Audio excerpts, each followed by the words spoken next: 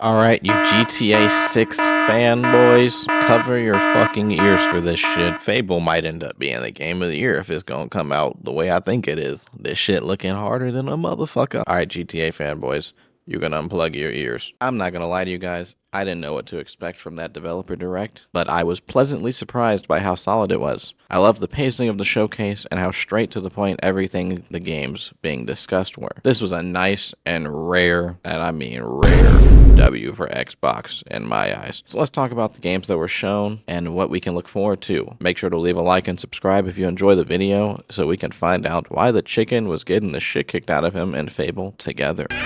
So, first game I'll talk about is KILN. I think that's how you say it. I don't have much to say about this game, so I'll just sum it up with this clip. One butt sticker. You can't go wrong with butt stickers. No, alright, I'm just playing. Although this game isn't something I'd play, I do have to give credit for Xbox allowing Studio Double Fine to make creative and different games like this. I know most people watching aren't going to play it, but we do have to have these big publishers allowing studios to be creative, so I'll support that at least. I haven't played a Forza game since Forza Motorsport 3, and that was on the 360. I played more Need for Speed growing up, and you know, I just don't really know if this game could do anything to bring me back.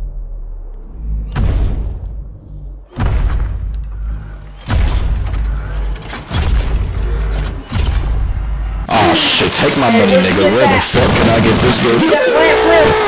That tease with the Gundam at the end was the cherry on top of a perfectly looking milkshake. Forza Horizon 6, taking place in Japan, looks absolutely stunning. It has a very good variety of environments to drive around, and this really cool thing where you can seemingly create your own park. I don't know if that was in the past game or not, but it looks pretty awesome to me, so that feature looks great. But what really impressed me was when Playground Games said the game would launch with over 500 cars. Now, I'm pretty ignorant of this franchise. Like I said, I haven't played a Forza game since Motorsport 3, so I don't know if that is truly impressive or not, but to me, that sounds fantastic. And as long as they don't mean like, well, maybe they'll mean this, but like, you know how Dragon Ball goes like, oh yeah, we got like 100 plus characters, and it's like 6 different fucking Gokus. We'll see if it's like that, but anyway, it sounds like a really good W for me, and I am genuinely interested to see what Forza Horizon 6 is going to look like.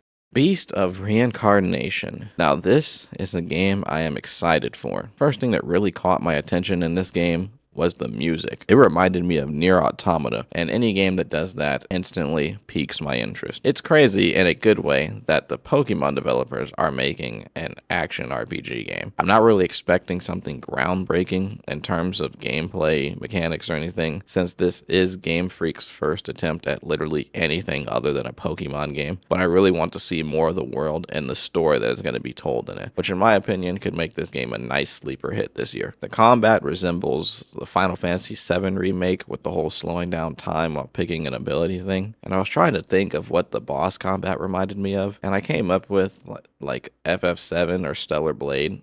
Maybe even Nier. Kind of Souls-like, I guess, because you can block. I think this looks more like an action game style of combat rather than Souls-like. And I also don't think this game is going to be that hard like a Souls game, but we'll find out. Maybe I'm wrong. Something that does make the combat seem better than Final Fantasy VII Remake is the skill tree. From the little bit we saw, it seems like it'll be a deep skill tree, which is something Final Fantasy surprisingly has been kind of lacking in lately, in my opinion. Unless you played Strangers of Paradise, which I don't know how popular that game is, but that game went fucking crazy with the combat and skill tree. So you get to upgrade the girl you play as and the dog companion you get, and I believe Game Freak is going to pop off in this game and really stick it to Nintendo like, yeah, you motherfuckers, we can make more shit than Pokemon, and just show the world that how much talent they have. And last, but certainly not least, Fable. Now, before I get started, I have a confession to make. I grew up with an Xbox 360 and never played a single Fable game. You what?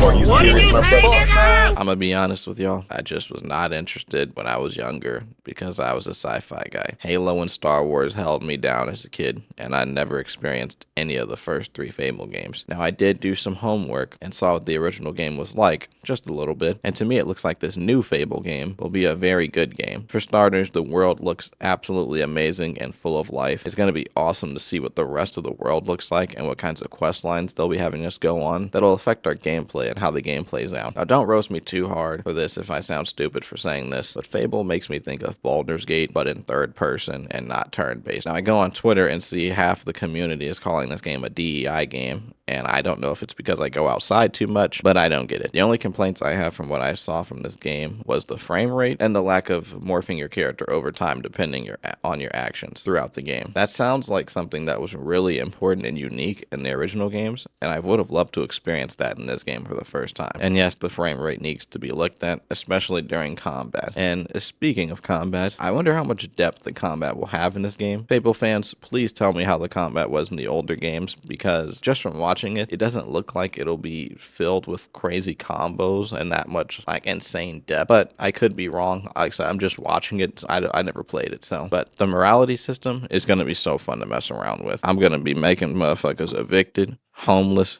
kicking them out in the street and shit, being like, yeah, nigga, I'm your king, nigga. I'm just gonna make a lot of people hate me in the game. I already know I'm gonna be an asshole. I just wanted to say that I think if GTA 6 doesn't release this year, which seems very likely because we haven't even seen gameplay yet, I think this game will 100% be in contention for Game of the Year. That's how good it looks. I am excited to see what we're in store for with Fable, and hopefully we get an official release date soon. So yeah, I gotta give Xbox a round of applause for this one. I'm glad this was not just another L, because Xbox cannot afford to take any more fucking L's. Although I wouldn't be surprised if some bullshit was announced about some horrible shitty AI game that Xbox wants to make out of fucking nowhere. For now though, this was a good moment for Xbox, and I'm looking forward to these games, man. I think I'm most excited for Beast of Reincarnation. It was kind of a toss-up between that and Fable for me, but I think I'll play that one first, because Fable also seems like a game that if I start it, I'm gonna be 100 hours in, and I'm gonna be so far behind on playing any other new games in the year.